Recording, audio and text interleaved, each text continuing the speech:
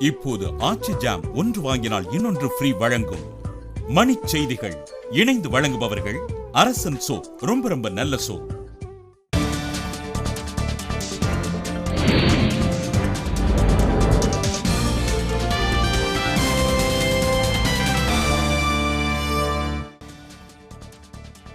கோடியக்கரை அருகே தமிழக மீனவர்களை தாக்கி வலைகள் மீன்கள் கொள்ளை, இலங்கை மீனவர்கள் அட்டூழியம்.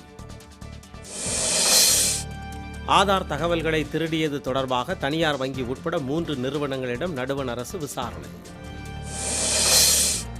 மேட்டூர் அணை வறண்டு வருவதால் குடிநீருக்காக வெளியேற்றப்படும் நீரின் அளவு 500 கன அடியாக சரிவு.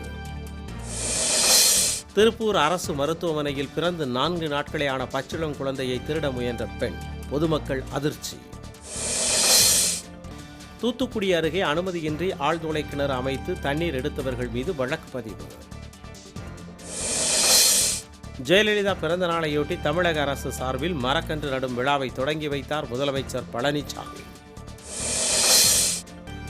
அமெரிக்காவின் கென்சாஸ் மாநிலத்தில் இந்தியர் சுட்டுக் கொலை, இனவெறியால் மர்ம நபர் வெறிச்செயல். ஆசிரியர் தகுதி தேர்வுக்கு மார்ச் 6 முதல் 23ஆம் தேதி வரை விண்ணப்பிக்கலாம் என அரசு அறிவிப்பு. டெல்லியில் காங்கிரஸ் தலைவர் சோனியா காந்தி, ராகுல் காந்தி ஆகியோருடன் மு.க. ஸ்டாலின் சந்திப்பு. இயற்கை எரிவாயு திட்டத்தை கைவிடக் கோரி புதுக்கோட்டை மாவட்ட ஆட்சியர் அலுவலகம் முன்பு கிராம மக்கள் போராட்டம். இப்போது ஆச்சி ஜாம் ஒன்று வாங்கினால் இன்னொன்று ஃப்ரீ வழங்கிய மணிச் செய்திகள் இணைந்து வழங்கியவர்கள் அரசன் சோப், ரொம்ப ரொம்ப நல்ல சோப்.